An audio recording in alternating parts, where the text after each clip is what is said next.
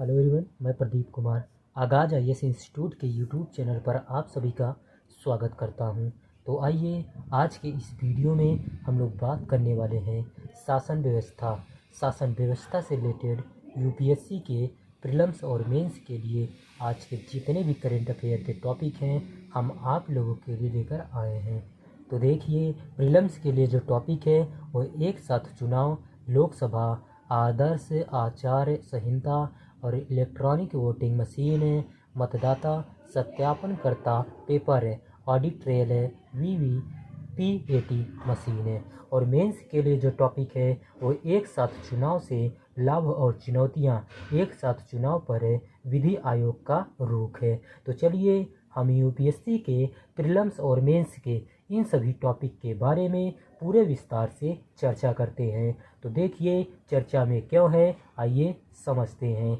चुनाव सुधार की दिशा में एक कदम बढ़ाते हुए केंद्र सरकार ने सितंबर 2023 में 6 सदस्यीय पैनल का गठन करके इसे गति दी, जिसे लोकसभा, राज्य विधानसभाओं और स्थानीय निकायों के लिए एक साथ चुनाव की व्यवहार्यता की जांच करने की बड़ी जिम्मेदारी सौंपी गई। तो चलिए अब हम लोग बात करते हैं एक साथ चुनाव क्या है, आइए देखते हैं। तो सबसे पहले हम लोग संदर्भ के बारे में जानते हैं। तो देखिए, एक साथ चुनाव पूरे देश में एक ही समय में लोकसभा, संसद का निचला सदन, राज्य विधानसभाओं और नगर पालिकाओं एवं पंचायतों जैसे स्थानीय निकायों के चुनाव कराने के विचार को संदर्भित करता है। यह अवधारणा शासन के इन विभिन्न स्तरों के चुनावी चक्रों को साथ साथ करवाने का प्रयास प्रस्तुत करती है, जिसका उद्देश्य आदर्श रूप से हर 5 साल से एक बार सभी चुनाव एक साथ आयोजित करना है। भारत में एक साथ चुनाव का इतिहास है।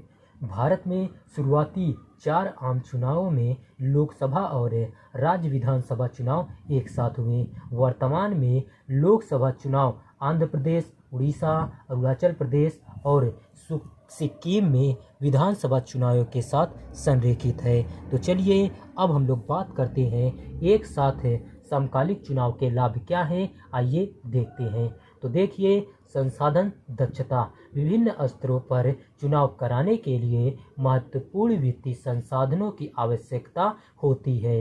चुनावों को एक साथ कराने से यह खर्च समेकित को हो जाएगी, जिससे सरकार की लागत में काफ़ी बचत होगी। अनुकूलित प्रशासन है, एक साथ चुनाव में सुरक्षा बलों और प्रशासनिक कर्मचारियों की तैनाती सुव्यवस्थित होगी। चुनाव संबंधी कर्तव्यों के कारण होने वाले व्यवधान कम होंगे और अधिकारियों को शासन एवं विकास पर निरंतर ध्यान केंद्रित करने की अनुमति मिलेगी। नीतियों में निरंतरता, एक साथ चुनाव होने से आदर्श आचार संहिता के कारण नीति कार्यान्वयन में रुकावटें कम होंगी, जिससे अधिक निरंतर और सुशासन सुनिश्चित होगा। मतदान प्रतिशत में वृद्धि, चुनावों की आवृत्ति कम करने से मतदाताओं की थकान दूर हो सकती है और मतदाताओं की भागीदारी बढ़ सकती है, जिससे अधिक प्रतिनिधि के परिणाम प्राप्त होंगे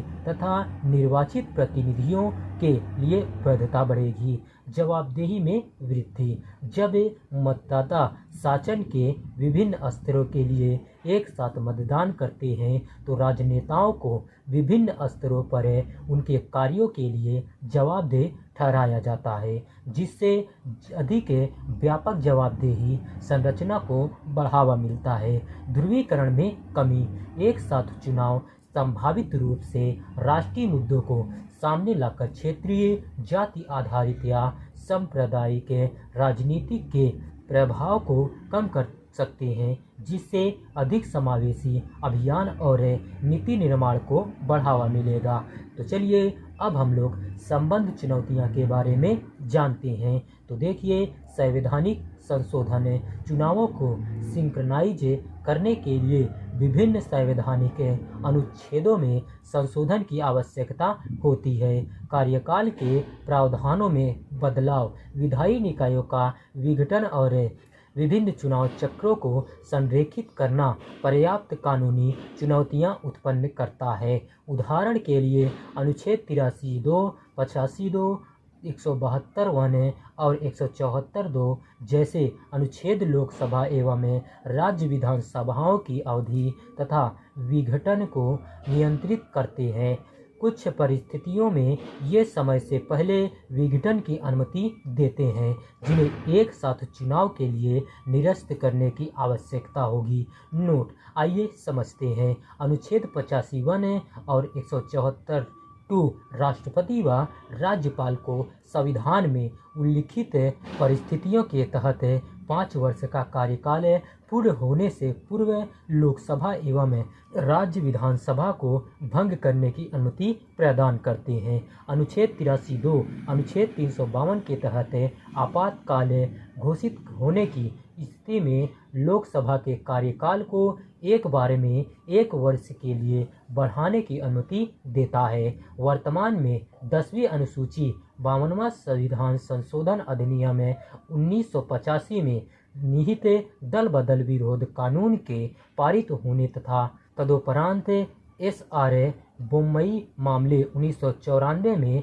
सर्वोच्च न्यायालय के निर्णय तथा रामेश्वर प्रसाद मामले 2006 में उच्च न्यायालय के निर्णय के बाद राज्य विधानसभा को भंग करने एवं अनुच्छेद 356 के तहत राष्ट्रपति शासन लगाने का निर्णय न्यायिक समीक्षा के अधीन है।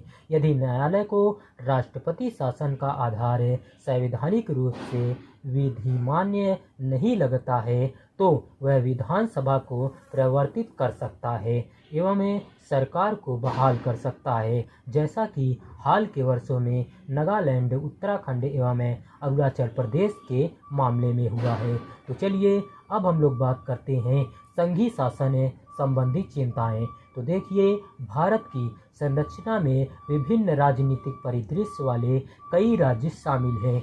एक साथ चुनाव की दिशा में किसी भी निर्णय लेने के लिए राज्यों के बीच व्यापक सहमति की आवश्यकता होती है, जिसके विभिन्न राजनीतिक एजेंडे हो सकते हैं। इसके अतिरिक्त स्थानीय प्रशासन राज्य का विषय होने के कारण संयुक्त रूप से आम तथा स्थानीय निकाय चुनाव कराने में बाधाएं आती है, जिसके लिए विभिन्न राज्य विधियों, 28 राज्यों के पंचायती राज अधिनियमों एवं नगर पालिका अधिनियमों के 56 विधिक प्रावधान में बदलाव की आवश्यकता होती है।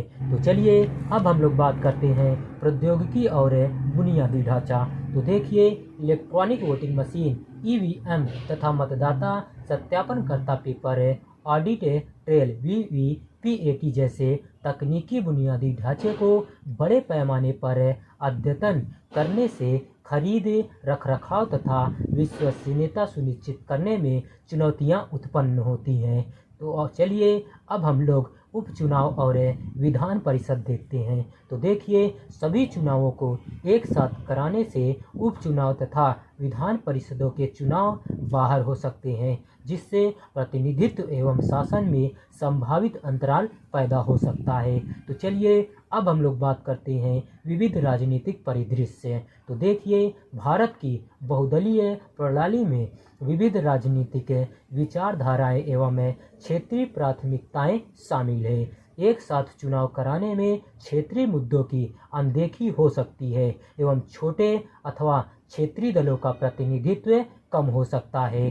तो चलिए अब हम लोग बात करते हैं एक साथ चुनाव पर विधि आयोग का रुख क्या है, आइए देखते हैं। तो देखिए, एक साथ चुनावों पर विधि आयोग की अगस्त 2018 में जारी मसौदा रिपोर्ट में भारत में एक साथ चुनाव कराने की चुनौतियों और प्रस्तावित समाधानों की जांच की गई थी।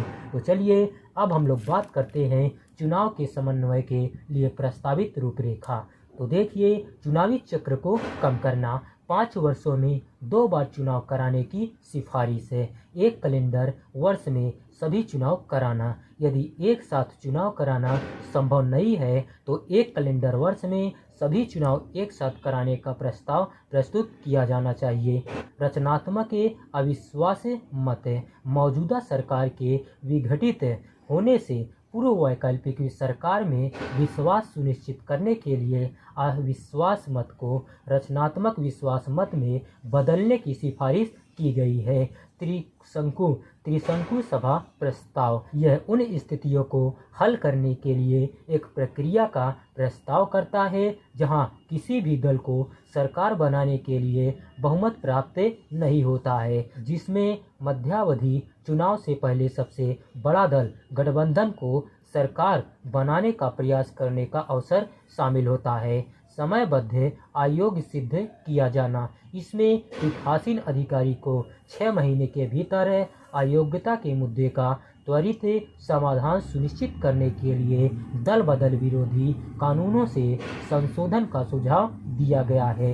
अक्टूबर 2023 के अंत में एक साथ चुनावों की व्यवहार्यता का आकलन करने के लिए गठित पैनल ने वर्ष 2029 तक संसदीय और विधानसभा चुनावों को समन्वित करने पर चर्चा के लिए विधि आयोग के समक्ष अपने चुनाव प्रस्तुत किए हैं। निष्कर्ष क्या है, आइए देखते हैं। तो देखिए, भारत में एक साथ चुनाव कराने के लिए यह आवश्यक है कि विविध क्षेत्रीय गतिशीलता की जटिलताओं और सुव्यवस्थित शासन व्यवस्था के बीच समन्वय बनाने हेतु एक संतुलित परामर्शात्मक दृष्टिकोण अपनाया जाए। वृद्धिशील कदम हितधारक परामर्श तथा अनुकूलीय ढांचे एक समकालिक चुनावी प्रक्रिया का मार्ग प्रशस्त कर सकते हैं जो प्रशासनिक दक्षता को बढ़ाते हुए संघीय संरचनाओं की मर्यादा को बनाए रखते हों।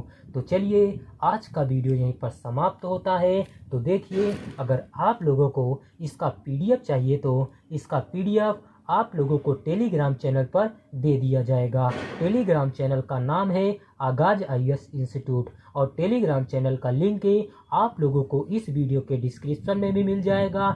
आप यहां से भी जाकर टेलीग्राम चैनल को ज्वाइन कर सकते हैं और PDF को डाउनलोड कर सकते हैं। तो चलिए, अब हम लोग मिलते हैं नेक्स्ट वीडियो में। धन्यवाद। Keep learning, keep growing.